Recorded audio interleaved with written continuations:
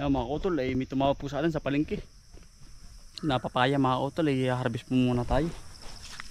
Nakawala rin ating kay kuyang baboy, ay aking tinali muna sa niyo. Nangahabol eh. Harvest po muna tayo mga utol, kalating sako lang mga utol. Tagkapalengke po, tumawag sa akin ngayon. Harvest po muna. Gusto po ay yung mga Tagalog po ba ng papaya katulad na rin. Mga ganarlaan daw po. Harvest papaya. Ipon natin din eh. I-deliver natin ngayon. Tanghali.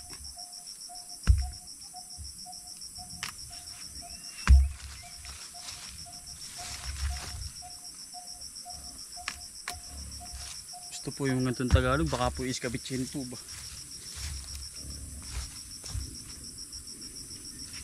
Iskabitsin po.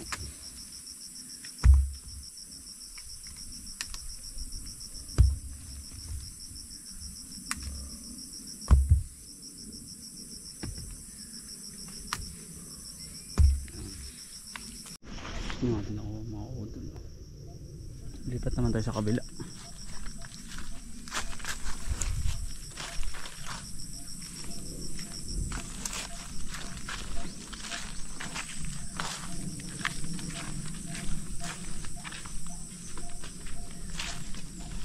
Ganda na pala yung tanim niyo po, yung sitaw po. Sitaw bataw.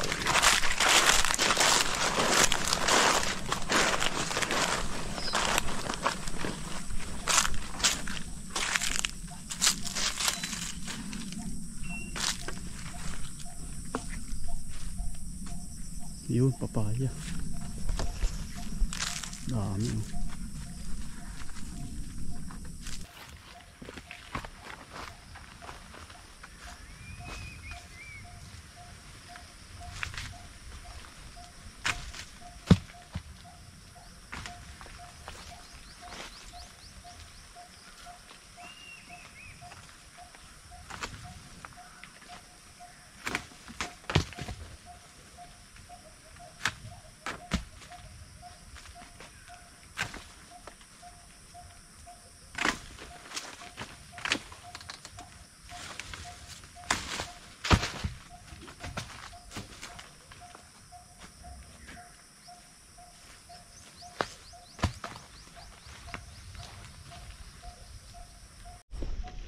May nakadali ulit tayo ng 4 din.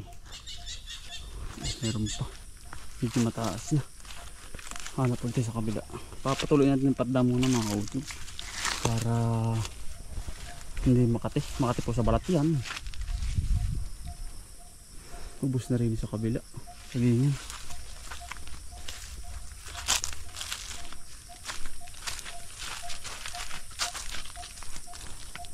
Aray, masarap na ginataan mga kautol oh.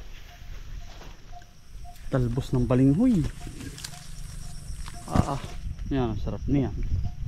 The best mga kautol.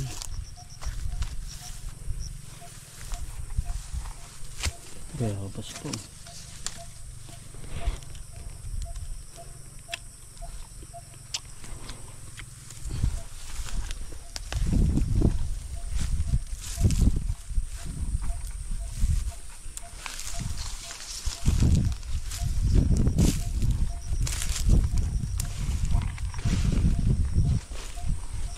ito yung halaman na.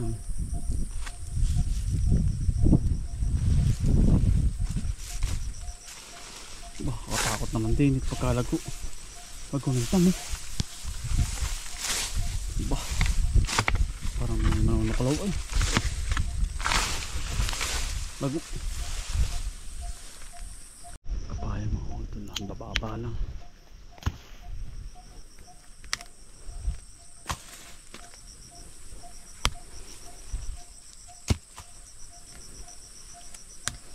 So abi ito mga utol. Tuloy lang natin.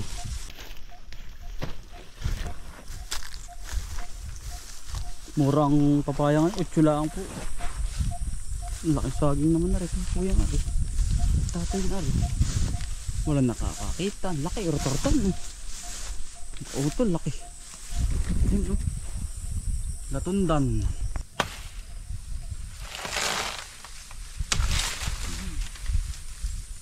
Latundan po. Utol, laki.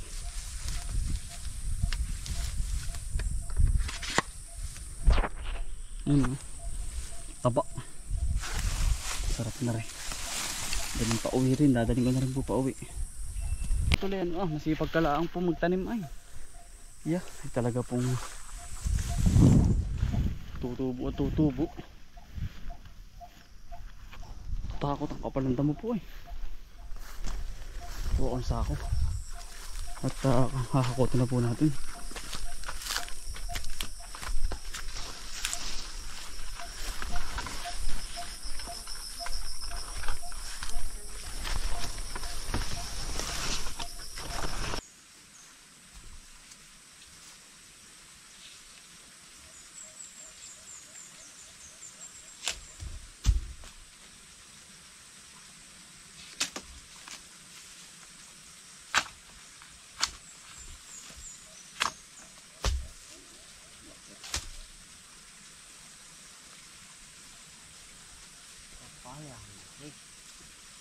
Ito, laki. Yun mga kautol, deliver lang natin yung papaya dun sa Tinda ko yan to ni. At ano po, doon ko tinagpo yung mamimili po ng papaya. Yun po'y kamag-anakan din namin. Yan.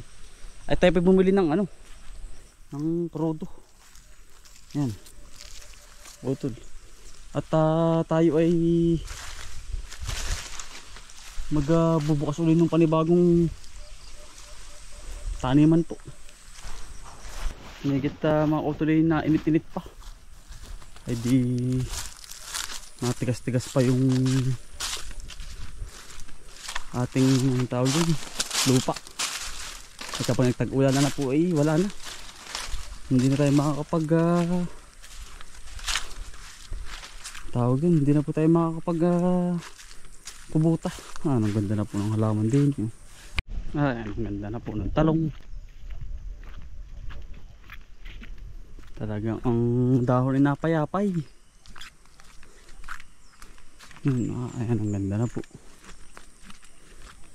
Malinis po yan. Talagang yun ay linggo-linggo grass cutter ko po. Ari po mga kutol, ari pataas pa. Yan ari. Parang malambot o matigas, bahala na. Yan ari po yung dinali namin minsan. Nakalawang araw. Nag-preparation na po kami ulit din ng bagong taniman. Tayo po.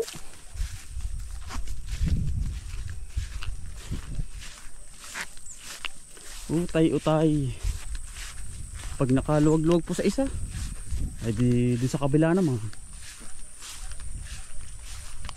Basta't wag lang ang pungihinto. Ano po? Kaya po yung magkasali muna ng gas sa kubuta. Pero po yung nilagay ko ulitin aking kinaon sa bahay, aring kubuta. Lusot man din mga kautol ako, kinabahan na Kala ko hindi ako lulusot tayo. Hindi po sa pailog. Lusot. Nagapang po palang kanyang kubuta. Bago mga kautol, bago natin gamitin, kailangan painitin lang kahit mga 10 minutes. Tapos check ang mga tornilyo. Kumbaga baka luwag or something, mga luwag-luwag, i-check na natin. Check din natin ang oil, okay naman, nasa level pa. Mga gasket okay naman, mga gagrasahan okay na po. Yan. Ito yung mga utol, okay na po itong kabila Yan. Ito. Sumaka po uli ako at gawa ng sayang yung oras mga utol. Wala naman tayong gagawin sa bahay kundi magluto, may ulam na naman dun. Hari.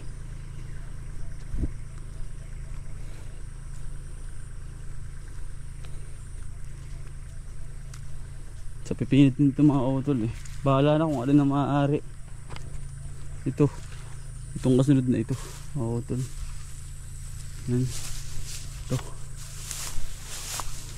Matigas naman. Kayang kaya to. Mga utol.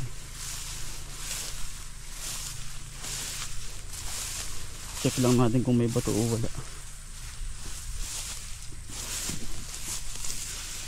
Meron. Bato. Maraming bato to. Madaming bato. Ito pa oh. Bagay dadaan naman ng kubuta yan. Paparon. Ito lang naman yun.